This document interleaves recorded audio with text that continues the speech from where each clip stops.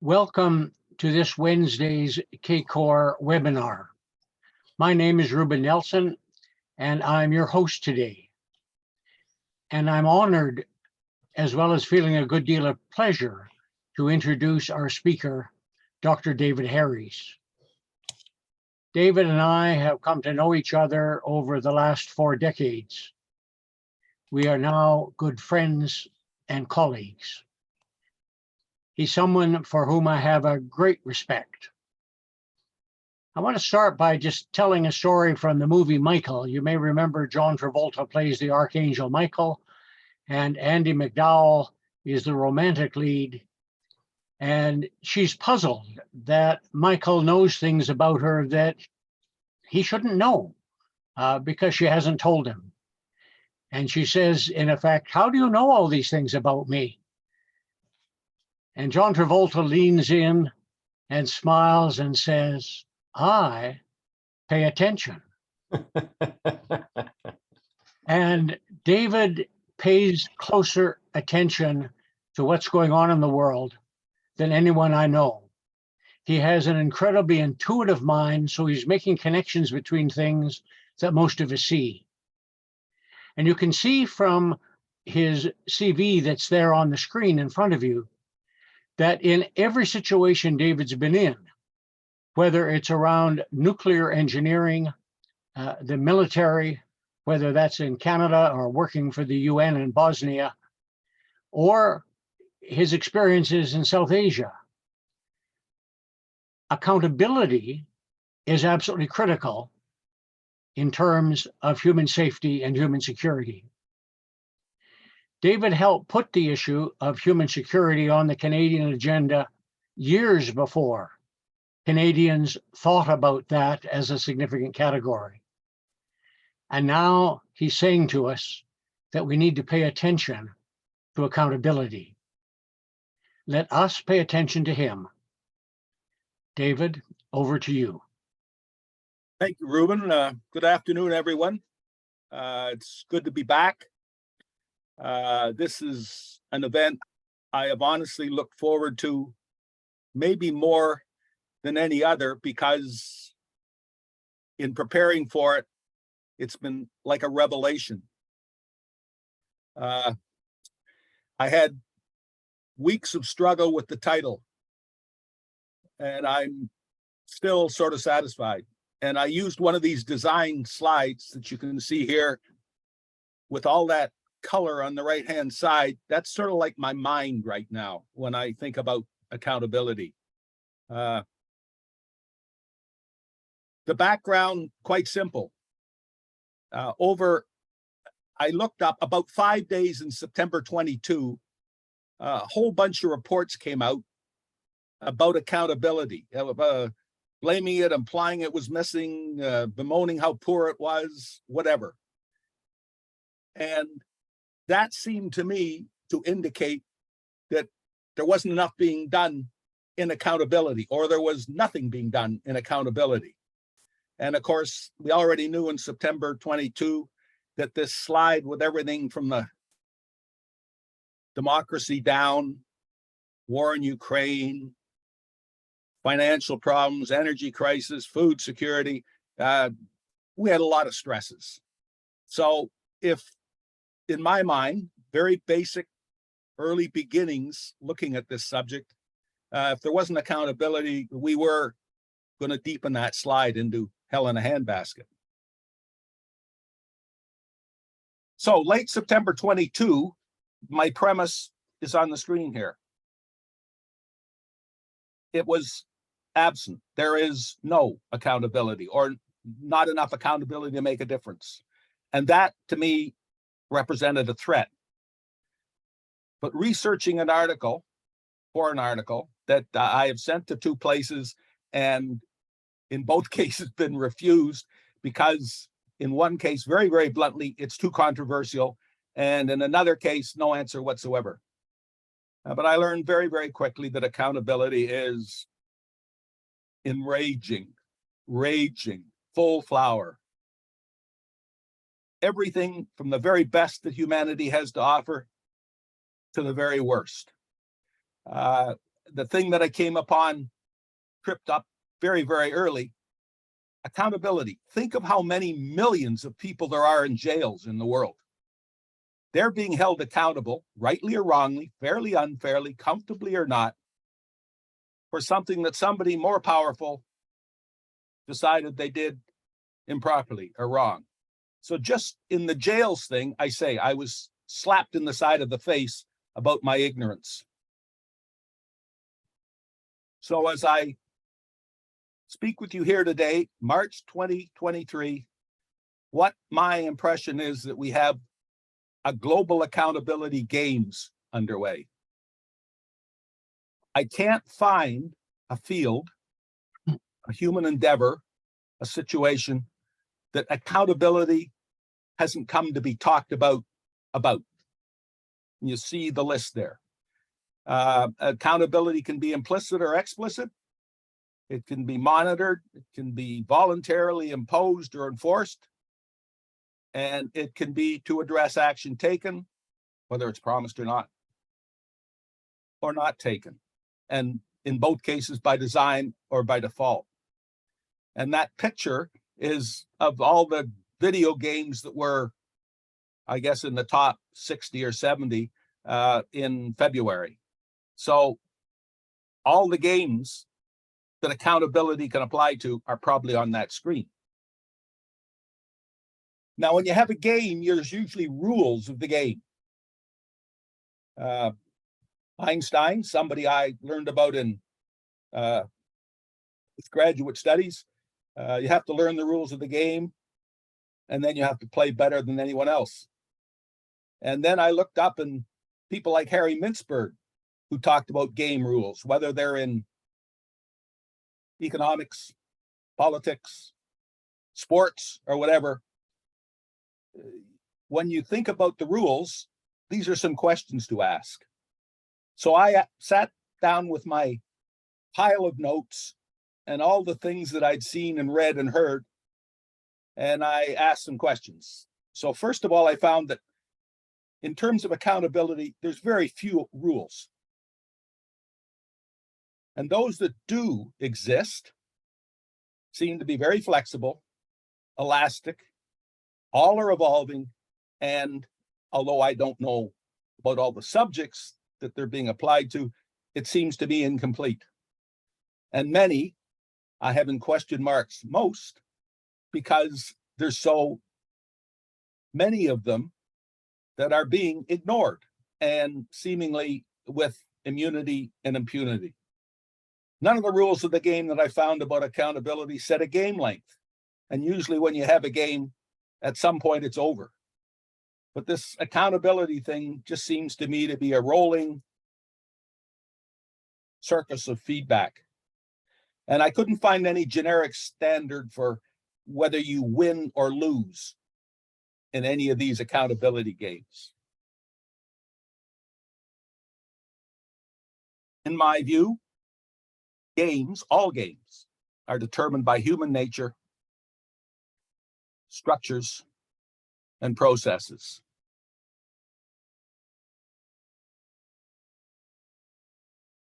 Human nature.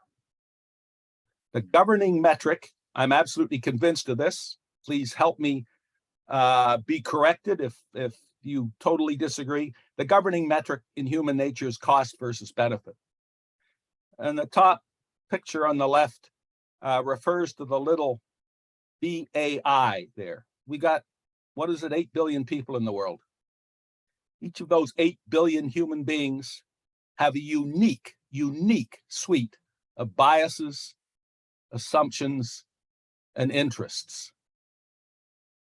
Two examples from my past where I learned this very, very, very painfully. When I first arrived in Indonesia and took up a position at what amounts to their National Defense College, their National Resilience Institute, I was asked to give my lectures on a set group of themes that they set. And one of them was loyalty. So having been in the military, having played a lot of sports, having a family, and all the other things that we all know about, I had some pretty strong views about loyalty. and I blew it. Because in the Japanese culture, the bias, the assumption, the interest is in the leader. So I arrived in 1996, right at the beginning of 1996. In 1998, Suharto was purged, removed. The country went up in flames. It was a very exciting time. In fact, I had to be evacuated to Singapore. When he left his office, he left and went about 1.5 kilometers away to his home in the center of Jakarta with, and I looked into this, virtually no security. And he lived there for the rest of his days in absolute peace and comfort. Because for the Japanese, the leader, regardless of what he or she has done, deserves absolute loyalty.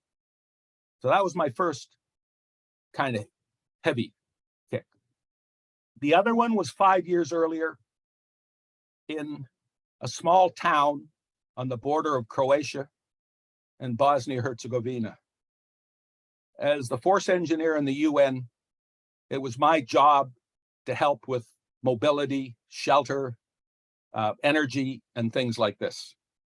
One of these small villages, which we thought we could, I'm going to use the word advisedly, save with our sort of UN efforts, was a mixed community, Muslim and Christian. There were 6 or 7 of the different combatant groups represented there, but Muslim and Christian. And we put a lot of work into working on the roads and some of the roofs and also one of the wells. And then one of the combatant groups decided they didn't like anymore living with people from this other combatant group. And they brought in the heavy machinery and the guns. And they obliterated the 3 houses of the people from the other religion. And some of that I watched. And those people in those other houses, certainly one of them could have escaped. But then I learned about that group's biases, assumptions, and interests. And they were driven by face, family, and farm. Never lose face and show weakness. Never leave your family and protect your farm. So they were not going to flee. And they died in the carnage of their houses. Human nature. My experience, the benefits of accountability are fewer and less tangible than are the costs. And the costs of accountability, because being accountable as often or not is uncomfortable, embarrassing, whatever, are minimized if they cannot be avoided. And I now have 62 different terms for ways to avoid accountability. And I like this little slide on the left there because there are millions of slides on cost-benefit analysis when you go to Google. But it's the costs sort of are in the ascendancy, and they're heavier and they're pressing down, and the poor old benefits just are coming up from underneath. Human nature, cost, benefit. Structures. Part of this I knew a little bit about before I started this accountability study. I had strong feelings, and these are 6 of the places. The Kyoto Accord, we're heading up, I think it's to COP 28. So the Conference of Party meeting number 28. Too little discussed is the fact that COP has never and doesn't appear ever to be willing to call on countries to count one of, if not the greatest, contributor to greenhouse gas emissions that exists. And those are the greenhouse gas emissions from military operations, military infrastructure, and military production. Some of us have even tried to introduce this into the meetings, and we have failed. So all these national assessments are incomplete. The United Nations Security Council, very powerful mandate that it is incapable of doing properly for a number of reasons. Religion. The Roman Catholic Church, for at least decades, if not centuries, has been unaccountable for the manner in which its officials performed. The courts, the International Criminal Court, which looks to the actions of individuals, and the International Court of Justice, which is one of the 6 main UN bodies and looks at states. They've been around for decades. They take a long time. The United Nations General Assembly, now 193 bodies. Its rules and its structures have not changed since it was 51 countries. This, to me, does not make sense. The Global Compact, now including by signature more than 2,000 companies and corporations and organizations worldwide with their 10 principles. Very, very good 10 principles. But I looked, and I admit I haven't done this totally completely because I just didn't have time. The word accountability never appears.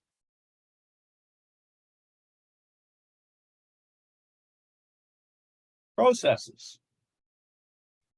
How do you avoid accountability? Well, there's the veto. And the UN P5, we've all heard much about this in the last 13 months. Only about the war in Ukraine, not about many of the other elements of the poly crisis.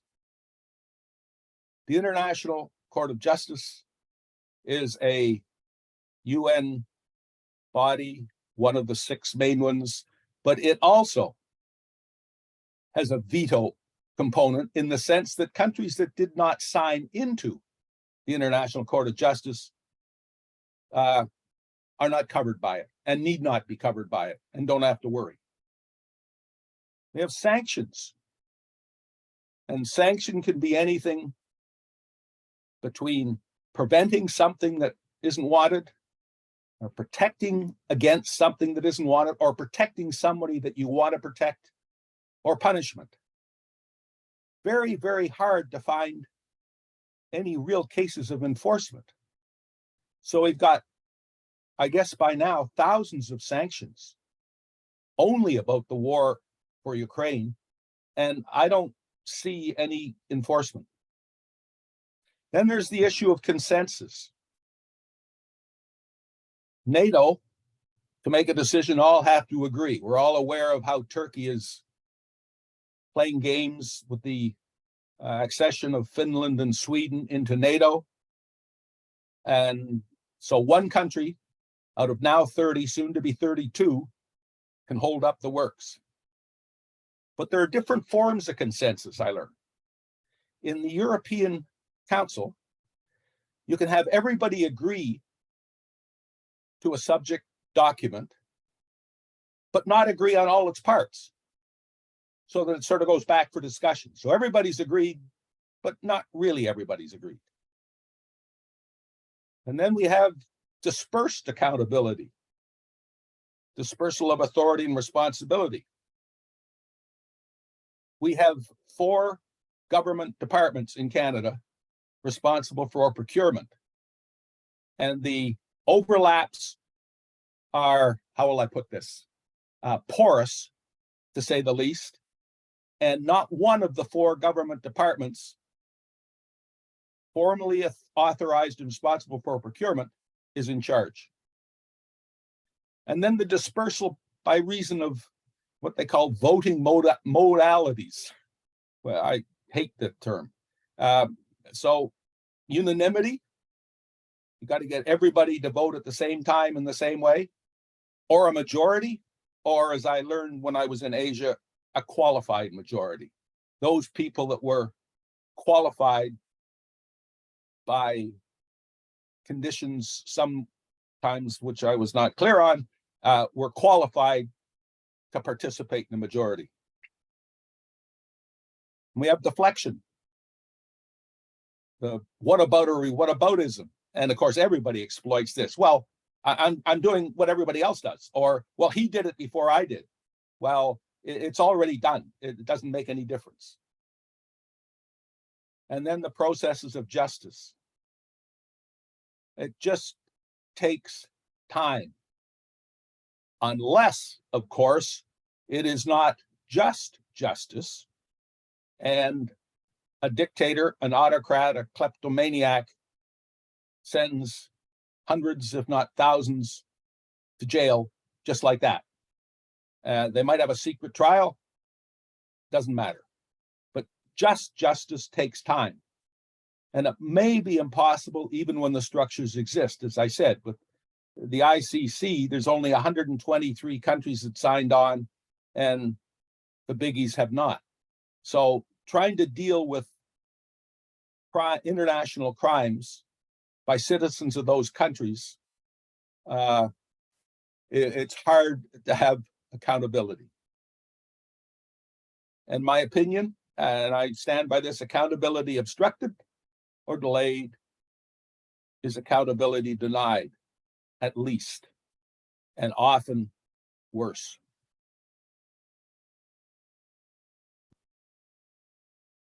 So what? So far, and I'm going to continue to dig into this and to try to sort out that colorful fluff at the beginning of my talk so that I have some mental flow that I can be happy with. The accountability games are part and parcel of the polycrisis. And more they reinforce obstacles that exist and are introducing new ones to action that we have to take on some of the urgent issues. I don't care whether it's food or migration or extreme weather or corruption. I have a number of friends in Turkey, and the recent earthquake, horrific damage, carnage.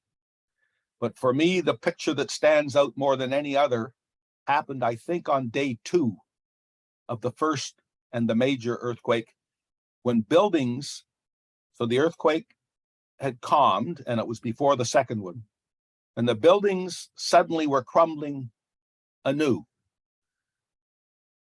And from their crumbling, these huge clouds of dust arose, concrete dust. So it was obvious that the construction of those buildings was faulty. And as I have read, there's now more than 400 people instantly and fully incarcerated by the government for corruption for building faulty buildings, which they should have been held accountable for that when the buildings were first inspected. Turkey has some of the strongest building codes in the world. 2, the absence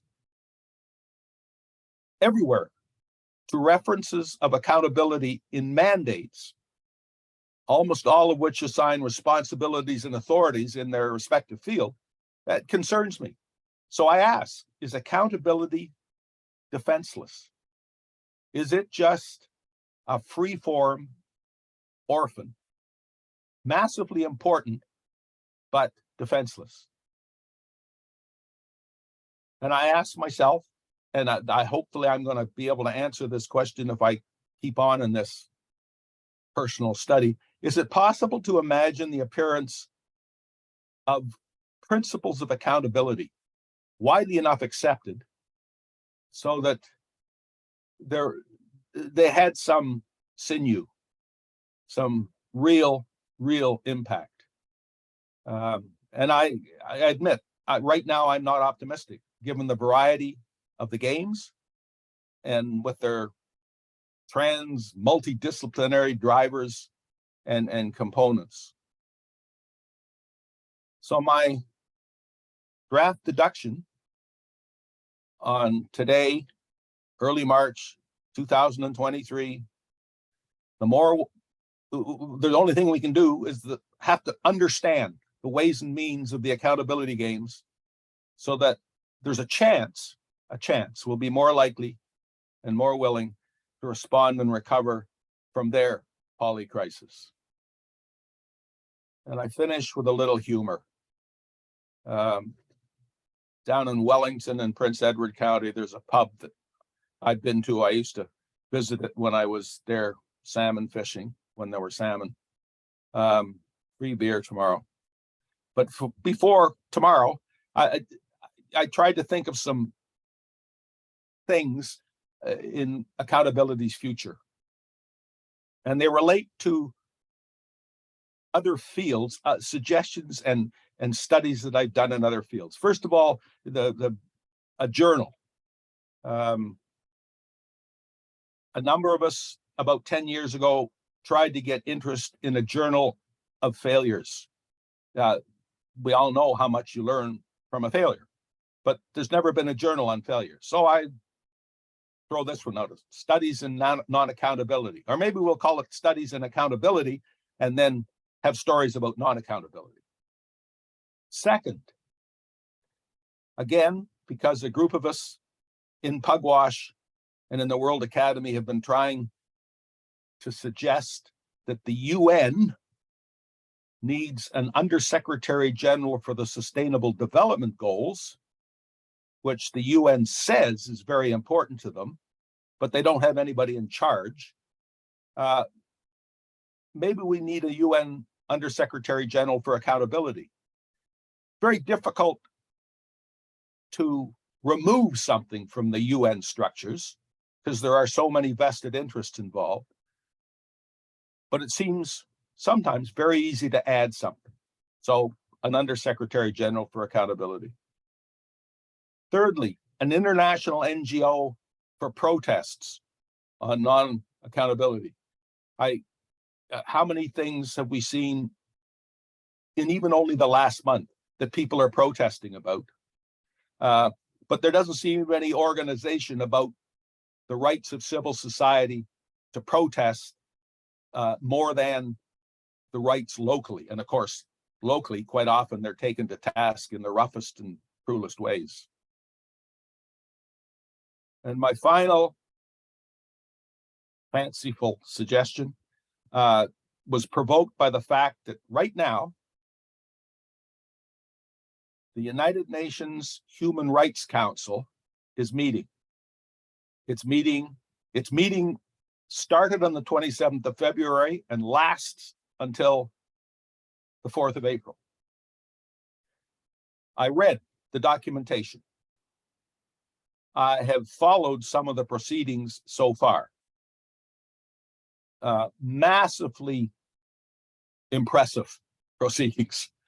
I can't find the word accountability, and I can't find the word accountability in any of the executive summaries to date.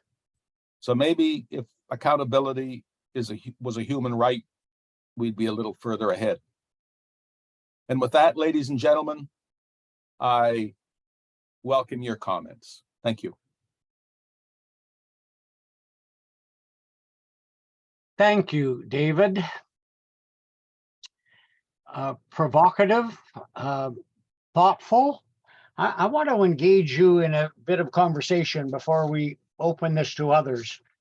Don't always do this, but you've caught my attention because I realize that that you're talking about a concept that obviously in one sense I and others understand, but it's certainly in my experience, whether as an academic or somebody working at fairly senior levels in government or in any other setting, a concept that has been accented.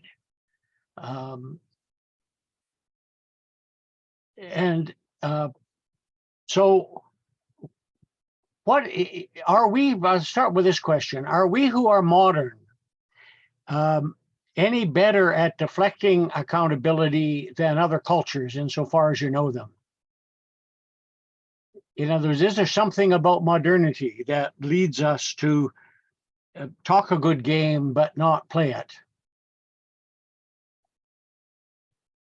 I'm going to put that in my to-do list as I go forward. I'm going to say maybe. Let me go back to my Indonesia example. There are cultures in the past and existing today, and ethical systems that are not tested nearly as much as we are by the challenges of accountability. I mean, was it the Mayans who sacrificed, executed millions of people legally, rightfully, and all the rest on their altars, and nobody complained?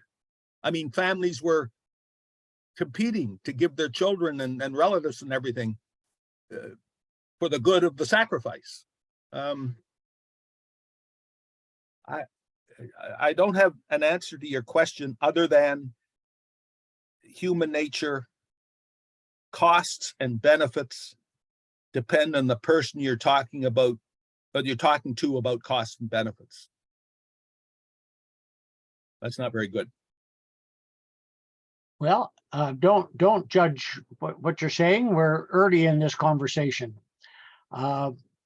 Let me ask you one more question, and Peter Ostermeyer, you're going to be up next so that you can get ready to turn on your camera and your microphone. One of the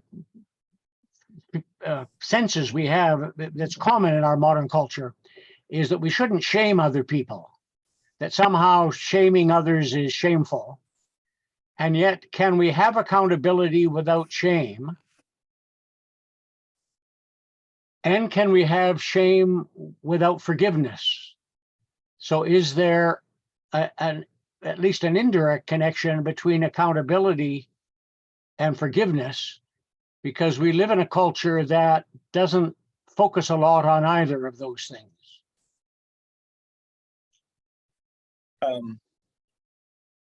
I accept your last statement on shame. That's a cost of getting caught out for something that you don't want to be caught out about. So fear of shame is one of the reasons we, in my view, do everything we can not to be held accountable for things that are uncomfortable or inconvenient, and especially for something that could get us in legal trouble, that could put us in jail or worse. So shame is a huge issue.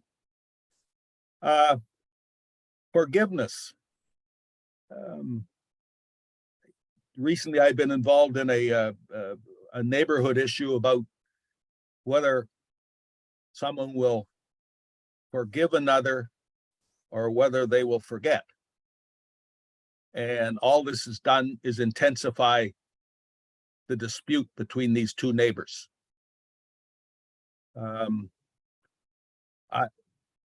I think I understand what forgetting means, although I don't know whether a person who is still healthy and full in the sense of their brain and the rest can ever totally forget. But I'm not too sure what forgiveness means. Does forgiveness come with an if? You know, if you pay me, if you promise never to do it again, if you have a chance to do this, that you will tell me you're going to do it so I can prepare. Does forgiveness come with an F? There you are. Thank you. You've You've done what I asked you to do, which is respond to the question. Peter, are you ready? Yes, I hope you can hear me. Yes. Yes. David, in your talk, the word responsibility came up several times. And I wondered really what the difference was. To me, responsibility is demanded of yourself. It's an onus on yourself, whereas accountability is something that you demand of others. And so, responsibility nowadays is diffused by forming committees, and basically nobody is responsible. But at the same time, that also means that nobody is accountable. So can you discuss your concept of what the difference is between responsibility and accountability?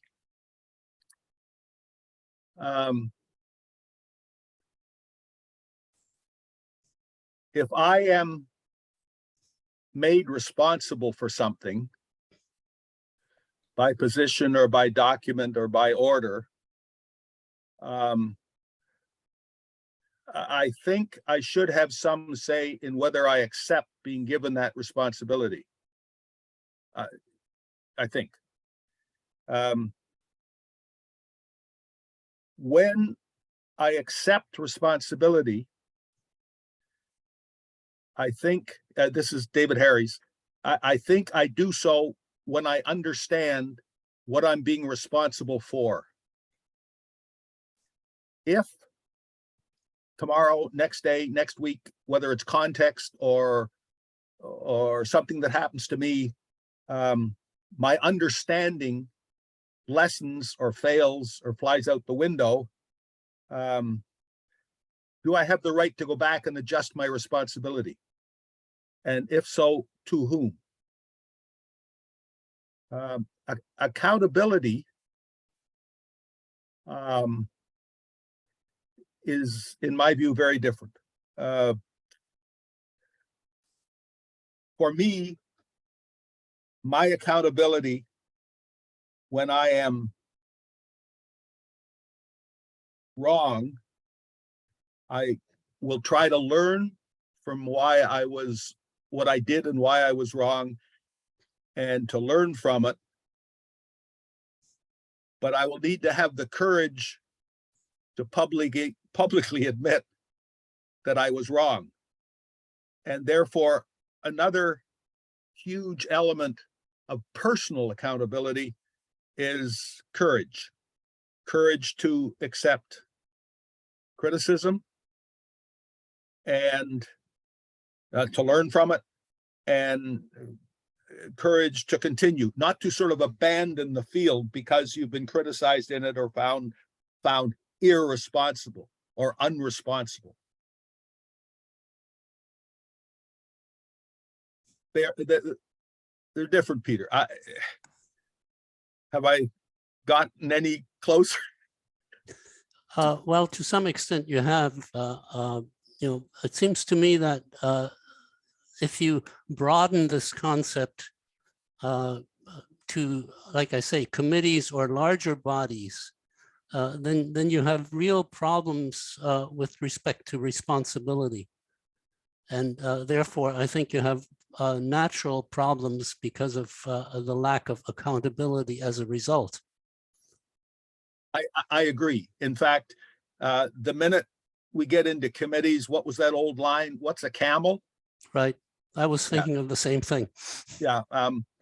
And I go back to one of my favorite books, which I actually read again a couple of years ago, Harlan Cleveland's Nobody in Charge. When you have a committee, especially a committee that works on and by consensus, nobody's really in charge, and everybody's got an excuse valve. Whether it's an excuse saying, well, I can abstain, or everybody else agrees, but I cannot agree, and then it's not all my fault that something doesn't happen. But don't you think that that's the problem on a larger scale as well? And if that's so, then how do we change it? got to have fewer committees and more individuals or very small groups in charge of things. And that's one of the problems with this consensus or qualified voting, and accountable. I mean, I'm sort of astounded at how successful Erdogan's been in holding up the Finnish and Swedish accession to NATO. Will he be held accountable for that? He's a NATO ally. When you read through all the documentation, he's not supposed to do that. He's supposed to have NATO's best interests at heart. And with a thawing Arctic and the Russians and the Chinese and everything like that, it's important that Sweden and Finland are as fully able to contribute to security, whether it's NATO security writ large. Who's in charge of enforcing the NATO mandate? Don't know. Thank you, Peter, and thank you, David. I neglected to say that Ted Manning would be up next, but happily he is prepared. And Peter McKinnon, you will be up after Ted. I'm not sure you can be prepared for this one, but I think it comes all the way back to our total failure to define shared goals, which then would allow people to allocate out actual accountabilities and responsibilities for dealing with them. When we were trying to develop the SDGs, it was parceled out in all directions, but the one thing that came out of it was, if you like it or not, a consensus of what's on the list and what the shared goals are. And only based on us having an agreement on that could we then begin to look at how we allocated the accountability for making them happen. And built into several of the accords, like the Sustainable Development Goals and many other ones, are very clear, auditable goals, indicators, and reporting systems that supposedly identify who is accountable and how far they are along it. And on that basis, we felt that that would give them the capacity to change directions if necessary, and also to garner the support to continue to doing the ones that worked. So my question comes back to then, is it really most essential to get clarity on shared goals? And only then can you then begin to hold people accountable against violating them, failing to do them, or even like we did with Peter Higgins one time, we actually got a writ of mandamus to make him reduce the contamination coming out of the buildings that he ran for Environment Canada. So there are methods not very often used. So my question is, therefore, without shared goals, can we actually get to any kind of functional accountability systems? And I'd have to think about that for a while, but I had to too, so don't worry about it. I'm going to say no, but let me put this in context for me right now. Yesterday and today, I'm giving a presentations to the World Academy of Art and Science International Conference on Education for Human Security. And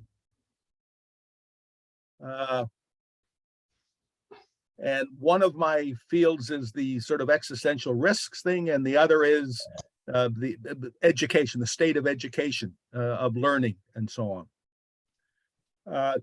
Yesterday, in the panel that I was part of, it was pointed out in spades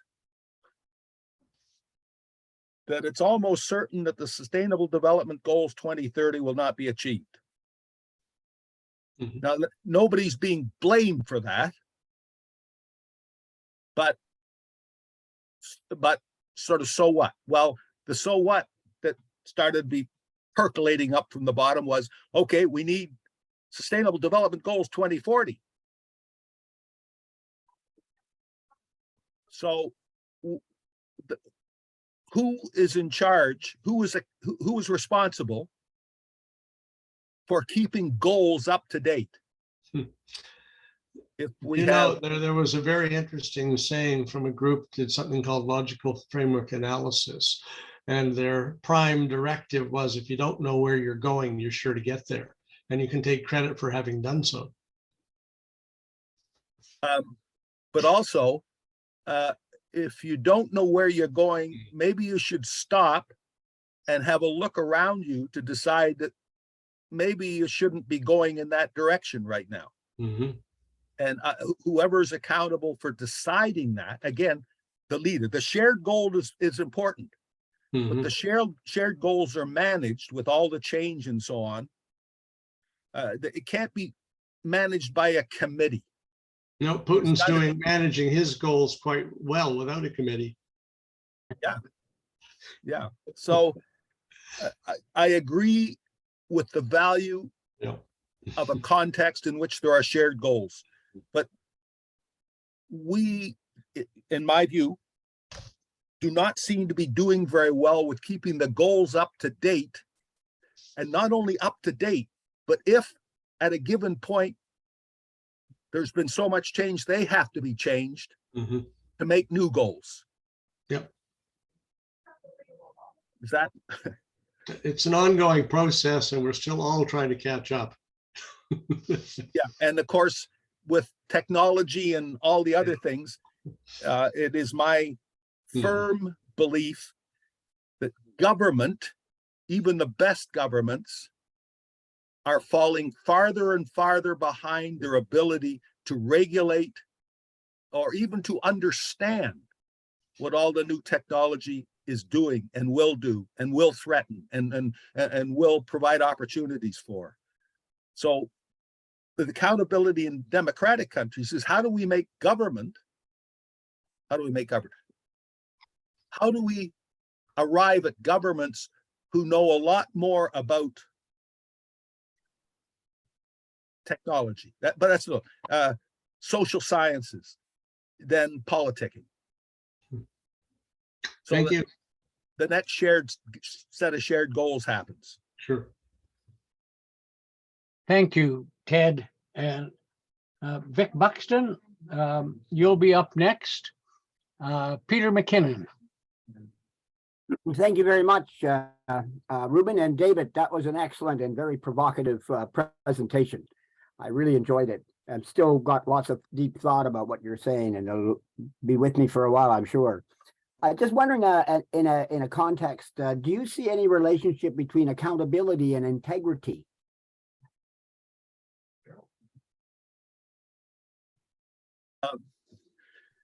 I fought.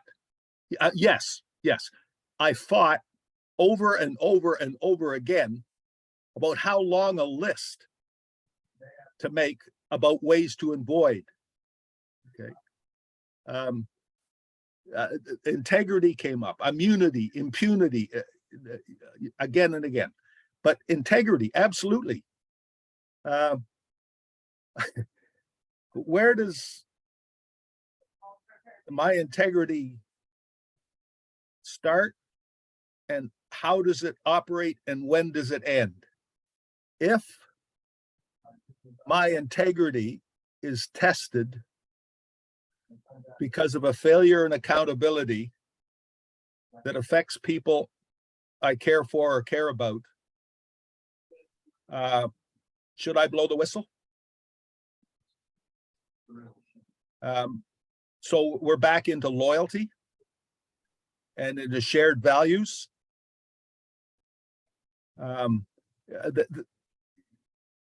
Your question is another of the reasons that I'm so interested in getting even deeper into what accountability means. These days, what is integrity? Is integrity knowing? Is integrity not disagreeing with people on your team or your group or whatever? Is it not telling a lie? Is it exposing a lie. It's difficult, especially if the issue under consideration affects you and people you care for in a visceral way, rather than just incidentally. You know, the color of the bus pass has changed. I got to get a new bus pass, but I'll try to fake my way on the bus today. Yeah, integrity, very important. Well, I might, if I may, I suggest we could have an offline chat if you're interested on the following, what I'm about to say. I'm the pen for a group of people headed by a professor at the University of Austria. And he is actually was on last year's Nobel Committee for deciding the economic prize. And we're structuring, at least in formal stages of an early business case, for an international research institute in integrity. And if you're interested in having some conversation about this, I'd be delighted to do so. Oh, that's absolutely. But you used a word that frightens me a little, though. Institute. We had a big discussion yesterday in the conference about I know it's not the same, about institutionalizing knowledge and wisdom and education. And the war broke out. Yeah. So Well, I don't like institutionalizing, but definitely institute is a good word. The history of the Perimeter Institute, that theoretical group in Waterloo, the book that was written by its first director is absolutely fascinating how they came up with the name. And it had to do with struggling around the word institute. Anyway, that's just a working title that I talk about. But if you're interested, let's do it offline. Ruben Nelson knows well that I have fought for 3 decades to try to get one word established as a routinely used word, and that is all words. So if you're going to know your situation, you have to look allwards, not just forwards and backwards and sidewards, allwards, and that includes inwards, so that you know yourself. And I haven't been very successful. I've got friends that no longer laugh when I say it, but I agree. It's words, especially words when you have groups of people who are members, supporters, funders and things, vitally important. Yeah. Yeah. Okay, thank you, David. Thank you.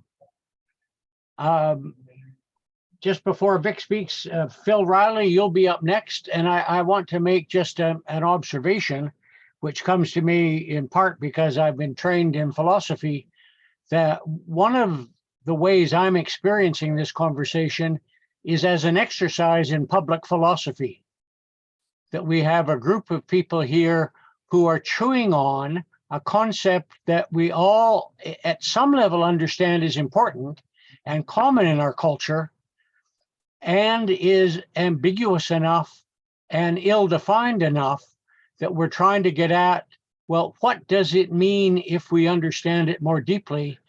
And in order to understand it, it has to be related to other concepts, which often turn out to be equally fuzzy. So that I'm not sure that KCOR has seen itself in the business of public philosophy, but I would add that to its CV. So Vic, over to you. Thank you, Ruben. When I was listening to this, I couldn't help but think about what you need to give birth to accountability. And I take myself back to forums where I've seen the absence of accountability, and I can't think of any more obvious examples than international treaties. And I'll give you a comparison of the Montreal Protocol versus the Climate Change Convention. Montreal Protocol's got every nation state in the world signed on, not the Climate Convention. And not only that, but there's no desire to even meet what the abstract commitments are.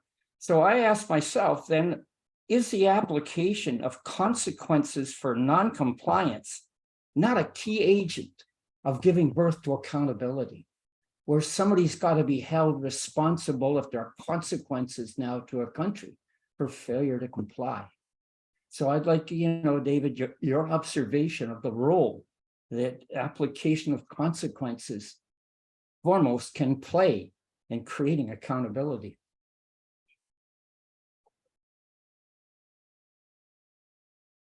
I mean, I love the term application of consequence. I think I made the point in a couple of places about the absence of enforcement of things, events, responsibilities, authorities that people didn't take responsibility or use their authority for. So the application of consequence obviously would promote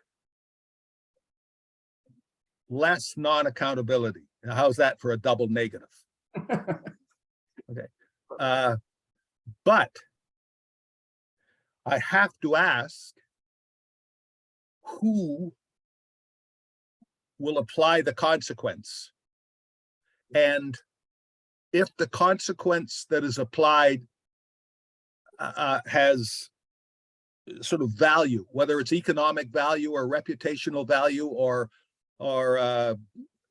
being allowed to be in the same house with other people, where does that value go?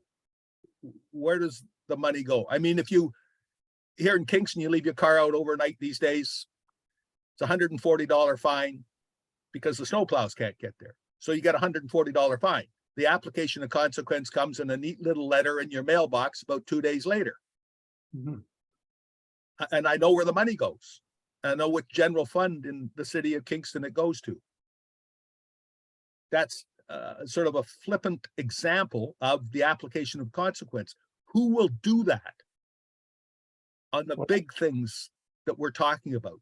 Yeah, but isn't that a key element? I mean, in the context of international, treaties and whatnot, there's consequences in terms of lack of financial aid or parties not being able to do further business with people in non-compliance. Are considered to be literally non-parties if they're not in compliance.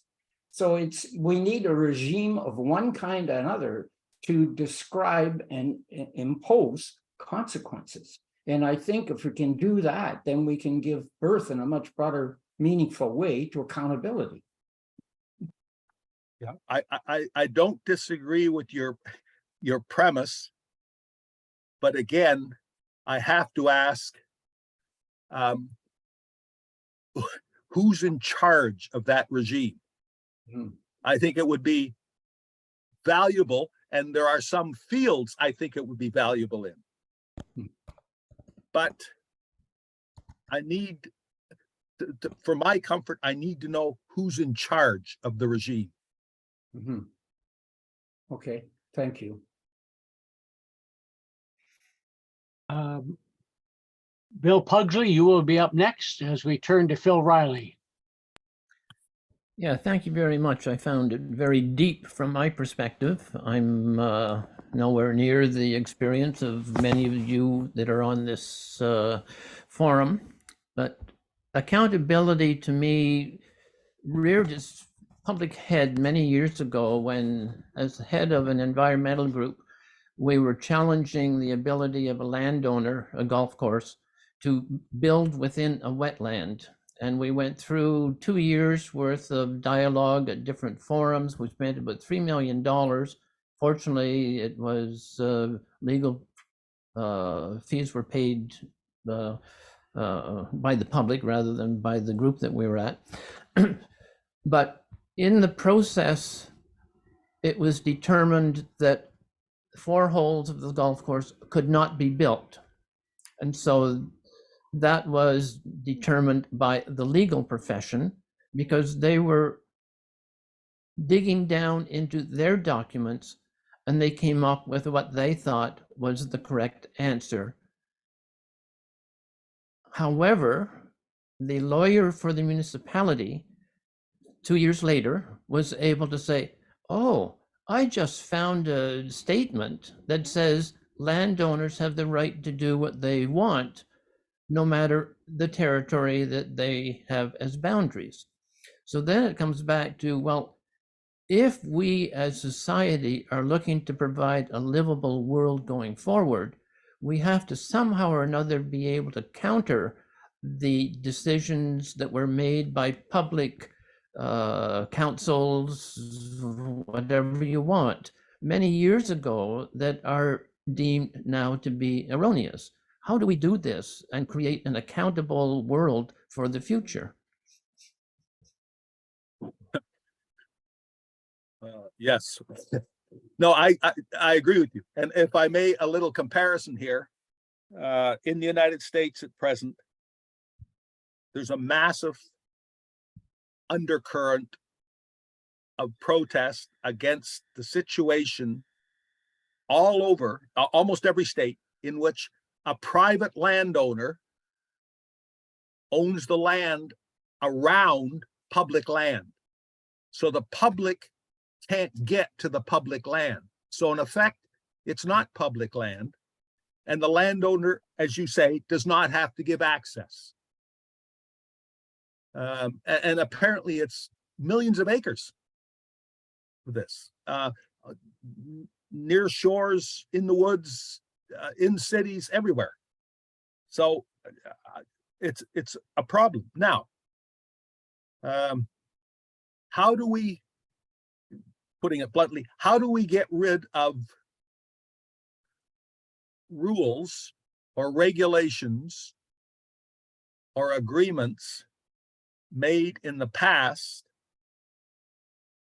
that, given all that has happened since, are not in the best interests of society? My point.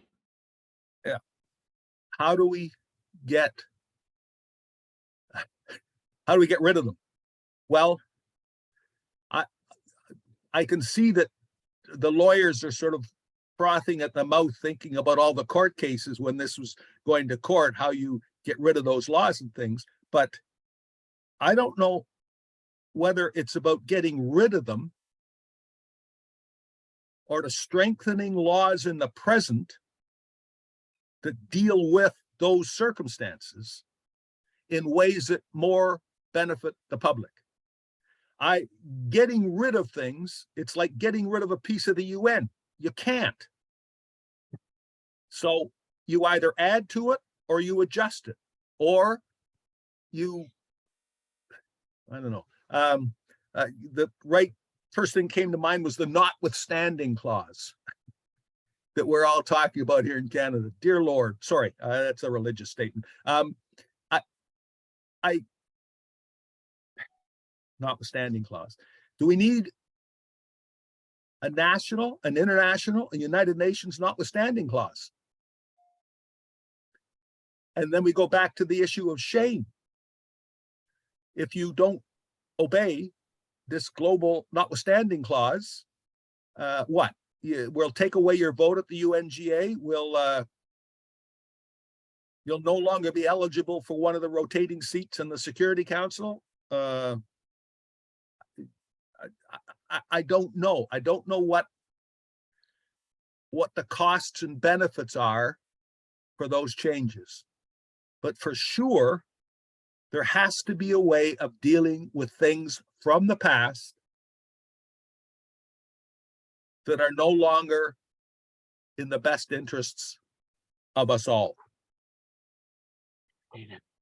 How does that factor into what you are trying to write about, understand, advise? How does it? I think that looking for ways to do that is something that our democratic governments should be held accountable for doing, not just ignoring.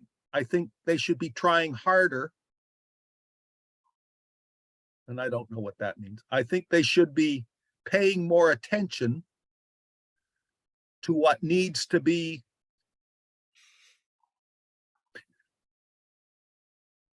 it's like the problems we've got now with orphan oil wells.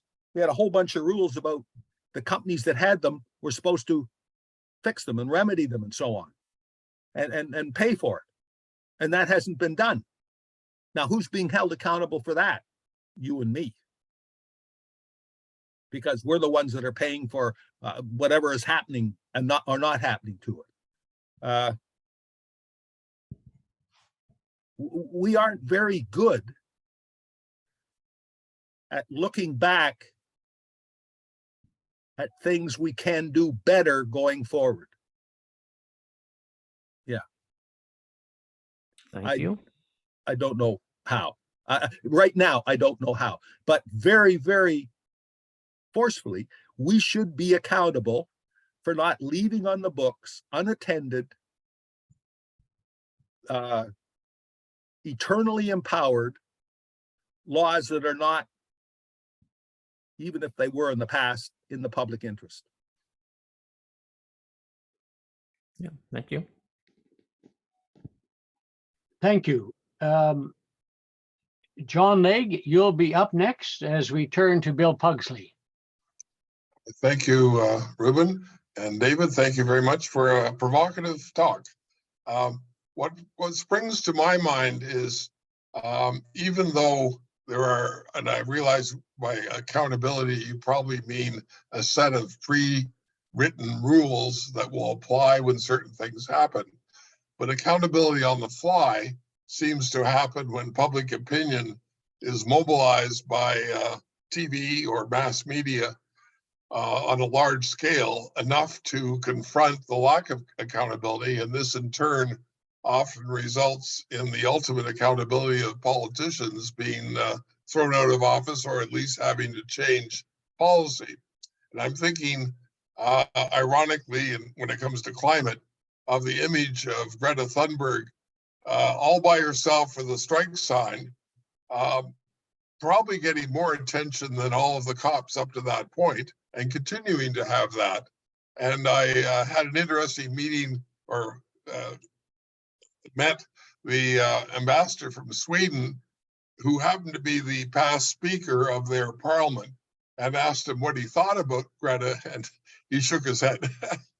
But that's the sort of image, the image of a girl holding a strike until something happens, and then her ability to address the UN and other large gatherings to mobilize opinion. And that in turn might be accountability in the sense of having to change things. What do you think?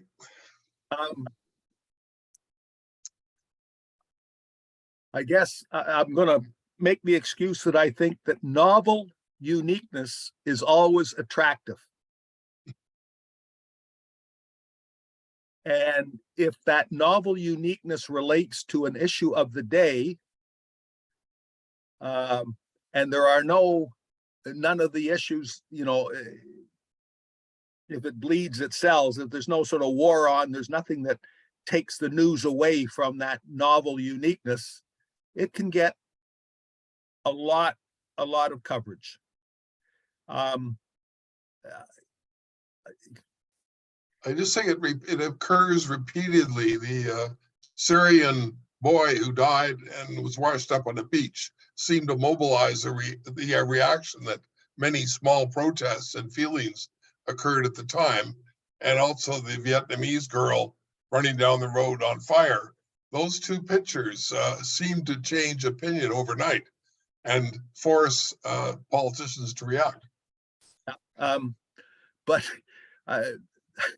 the young Vietnamese girl and that tragically drowned young Syrian, those are not events we're going to stage.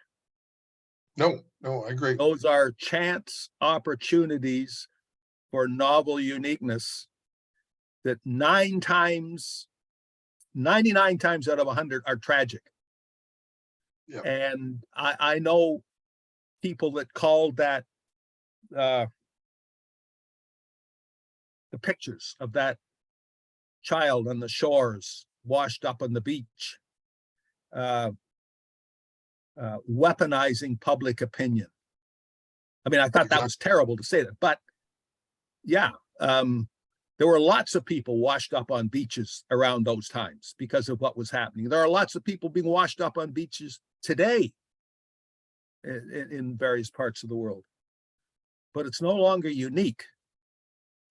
So maybe I'll back off, I'll retreat and say what we have to think about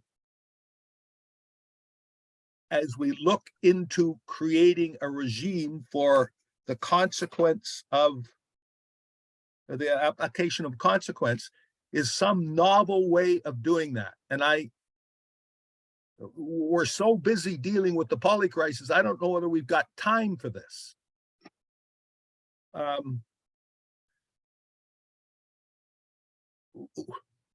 Who will take the lead? I mean, should that be the subject for the Sustainable Development Goals 2040? Yeah. There's no doubt that public opinion has crunch. And again, that's part of the reason for one of my fanciful little suggestions there. That we have a organization for accountability protests. You know, Pugwash, World Opinion, anyway, ASEAN, all these other things. And I guess too, novel uniqueness, Chat GDP. Why don't we ask Chat GDP what it thinks we should do? I'm being a little flippant here, but I don't think we've thought enough about the options for processes that we could use differently. Right, thank you. Thank you. So Hector Garcia, you'll be up next. John Legge. Thank you, Ruben. David, I don't think anyone can accuse you of limiting anything. Everything's on the table. So my question has to do with my hang up, I guess, about trying to limit things. And the question is, I understand how accountability can be applied nationally. The concept, you know, what parties have positions, and then there's an election, and then someone is elected, and then they're accountable to go back to their position. Okay, fine. But how can accountability be applied globally? And I'll just run through three things quickly. The UN system, and here's where I admit to, among the various areas of my ignorance, I know the League of Nations came before the UN, but I have never done the reading to find out why it failed. My understanding, but it's more of a guess, that they left things out. But in the UN Charter and so on, and you referred to it just a few minutes ago, they left nothing out. And that's the problem. You said, like the UN, you could get rid of it or a piece of it. No. And you know, as I know, and we all know at various degrees of knowledge, that the reform of the UN has gone nowhere. And before we write off the UN, I'd just like to quickly say a lot of it does work. But the stuff that does work, you never hear about them. And that's human nature. The stuff that does work, having spent 2 years in Geneva, well, you have the World Meteorological Organization, you have the World Health Organization, well, you have the postal, telegraph, etc. You have intellectual property. None of this ever comes out. Why? Because they're very technical. And then the other part that you don't hear that much about are the parts that are in capitals. UNICEF, Paris, Food and Agricultural Organization, Rome, ICAO, well, that's in Montreal, and so on. But you don't hear that much about them because you can seal it off. Oh, I forgot one, UNEP, the UN Environmental Program. Well, that's in Nairobi, and so on. So let's not throw everything out the UN because we know what doesn't work there. And I'm not going to spend time on that here.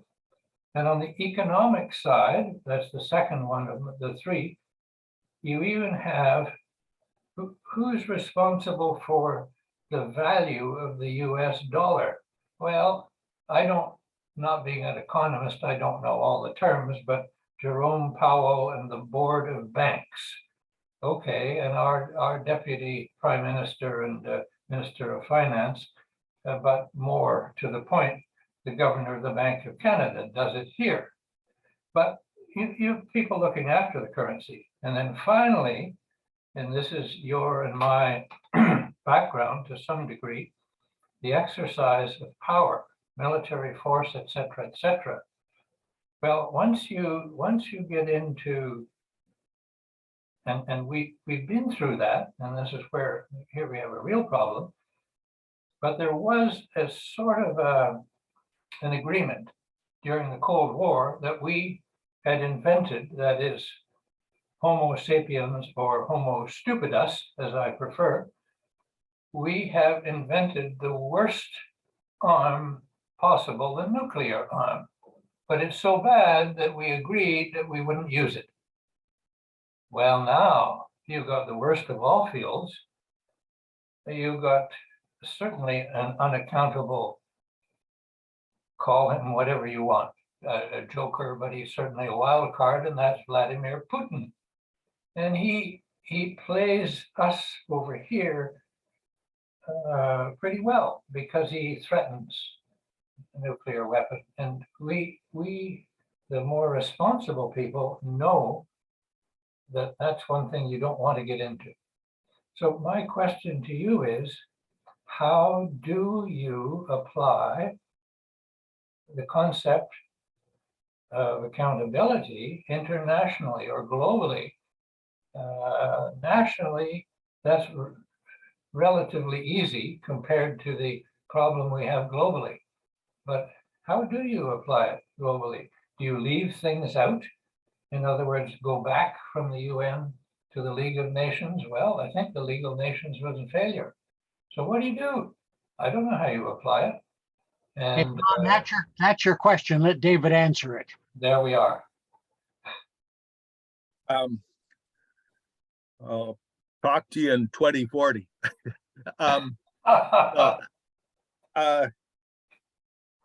National or international? I mean, the world, the whole world, has just had a real butt kick in terms of, sort of deglobalization, friendshoring, homeshoring, and everything. We hear that the World Trade Organization and the IMF aren't contemporaneously fit for purpose. I have tried to look back at the League of Nations as well. The reason the League of Nations failed was because the World War II interrupted it, I think, as much as anything. The other thing is, I don't think we give ourselves enough credit. You're right, the UN does many incredible things, and well. But as I said in my presentation, you don't get credit for doing things well. You don't get credit for being accountable positively. You get criticism for being negatively and non-accountable because it's easier. 51 countries in 1947. 193 countries today, plus, and I never get this right because I never spend enough time, how many other pseudo countries, para countries in the world, Yeah. plus about 18 or 1900 other nationalities that want to be states that are playing their old game. So I'm going to retreat to my best answer to your question. How do we do things internationally? We have to set priorities. Who sets the priority? So back to the UN.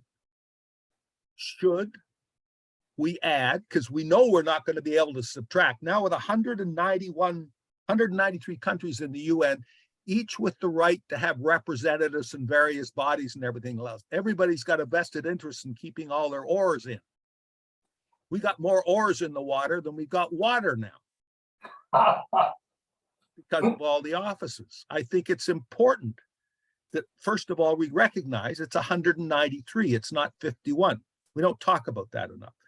And we need to set some priorities. And priorities, if we did that, would help the business about a regime on consequences. You can't do everything. You can't claim everybody's wrong, even if they're differently wrong. So what are you going to focus on? And I guess back to one of my foundation statements, nobody's in charge. Or put another way, everybody's in charge. Everybody's in charge.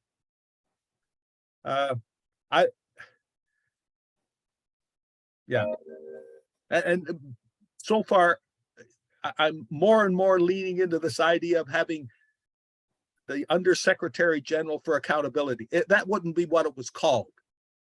But, you know, we've added a number of Undersecretary Generals in the last 20 years, some of whom have been quite effective. Others which, because of changes, haven't been. But I think there's room here to think about that, because that's where, if nothing else, the regime for consequence application, shaming, but in a polite and effective way so that it doesn't seem partial or populist, could happen. You know, Winston Churchill, democracy is the worst government in the world except for all the worst.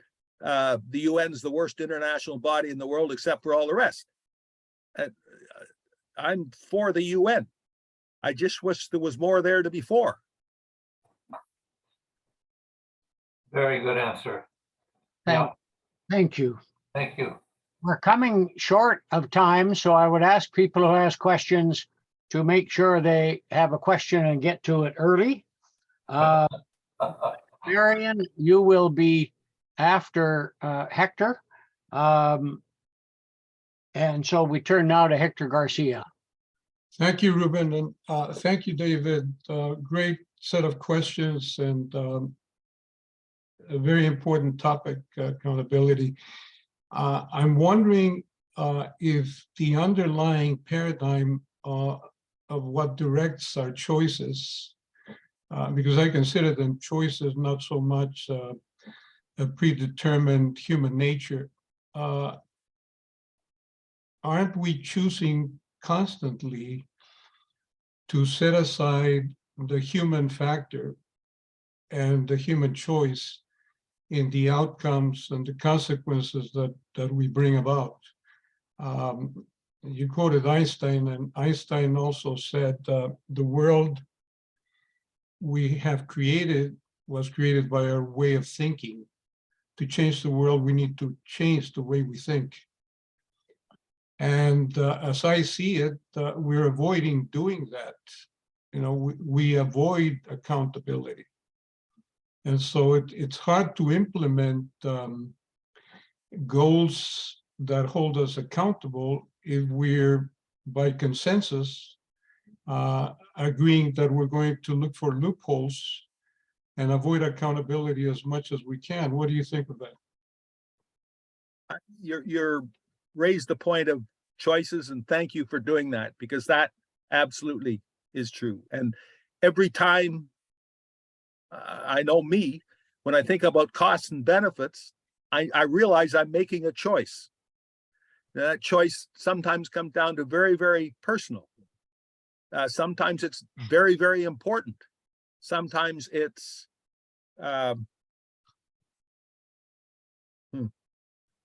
irresponsible, the choice that I make. And that too is part of the human nature. To me, what you've asked rings the bell for more use of foresight.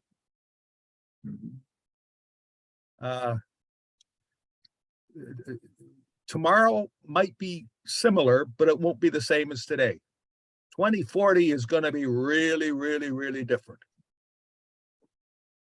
And we can work as hard as we can on today's issues, and we might even make some progress on today's issues today. And we might be able to continue to do that tomorrow. But by probably a year from now, the ways we made progress today aren't going to work anymore. Maybe because the problems got away, but probably because there'll be more problems.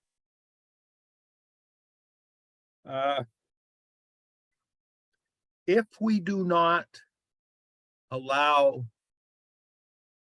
especially the young and young professionals, to become involved in thinking about their future, their choices will be based on what we've done, what the people before them as leaders did, because it's convenient not to have to change.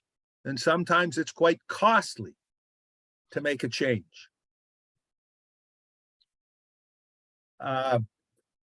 Another thing attributed to Einstein, doing the same thing over and over again, expecting a different result, is the definition of insanity.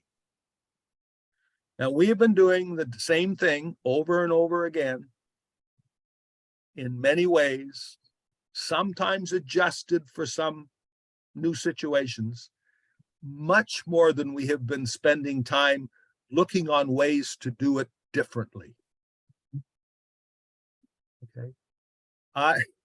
After a couple of decades in Pugwash and chairing the Canadian affiliate for 4 years, one of the most discouraging things in my life is seeing the same letter written over and over again, complaining about the same thing over and over again to the same people over and over again.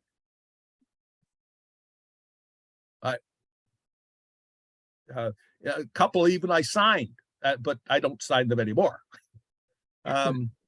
Choices, absolutely. But good choices should be informed choices. So we can inform ourselves pretty well on what's around us today. And we can make choices on what we see to believe or not believe with the technology and social media and all the other things. But we can't make choices today about how we're going to prepare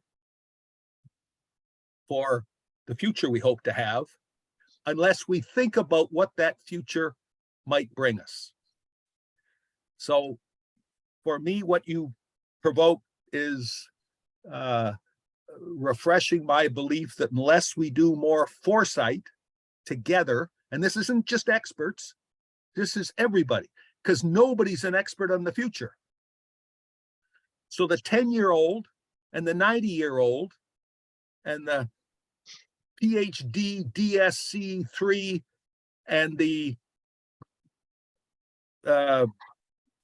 bus driver, and I'm not dissing bus drivers, but bus driver, know exactly as much about the future in their own ways. And therefore, they are eligible to this discussion, for this discussion. Choices, absolutely. Thank you, I agree. Thank you.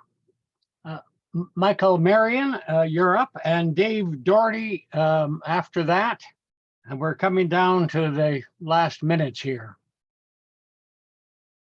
Michael, are you still there? I've warned him, but he hasn't turned his mic on or his video.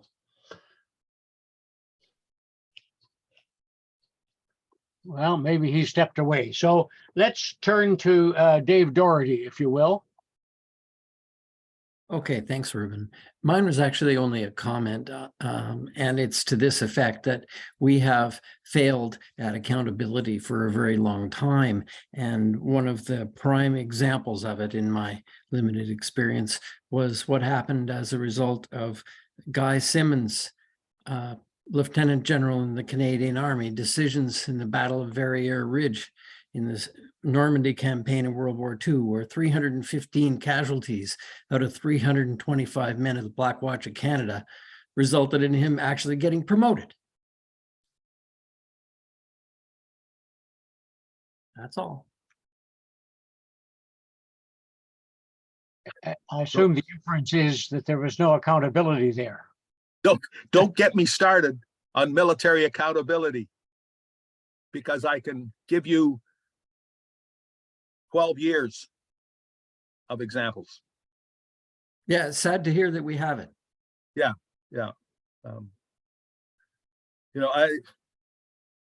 A short story. Canada is unprecedentedly unique militarily. Since 1970, we, Canada, have done 5 military/security things that nobody else, no other country has done or suggested ever. And in each case, fortunately, we were able to sort of back off and sort of recover from the disaster. Although we may right now be in a situation of not being able to back off the latest. The 5, one, unification and integration. Suddenly the whole of the Canadian military was in a little green uniform that nobody recognized. People who were engineers in the Navy were allowed to command combat engineer squadrons in the field in NATO. So unification and integration. Second, Mr. Trudeau Sr.'s unilateral, sudden 50% cut to our NATO alliance contribution without informing anybody. 3, the Abro Arrow. We literally were on the cusp of being the global leader in fast airframe research, development, production, and all the rest of it. And we dumped it in Lake Ontario. 4, the manner in which the Canadian Airborne Regiment was shut down, which effectively doomed, and probably for the foreseeable future, our Arctic capacity to see, know, do, be prepared for things. Part of that was moving it from Edmonton, where everything was in very good shape, to Petawawa, where there wasn't even an airfield that could take a Herc in bad weather. And lastly, this latest thing, I served a long time. I still have friends, but this latest thing about no dress rules. And I see this when I go to RMC to coach rugby, what this is meaning for the young officers of the Canadian Forces. And this is not a good way to attract new recruits. And that's only 5, but they are 5 very serious, nobody else in the world copied. Who's accountable? Don't know. Art Hunter, your the last question. Okay, I'll be brief. I'm concerned about the erroneous application of accountability.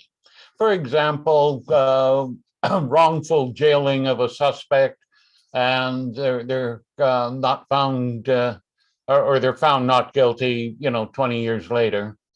Who's accountable for that?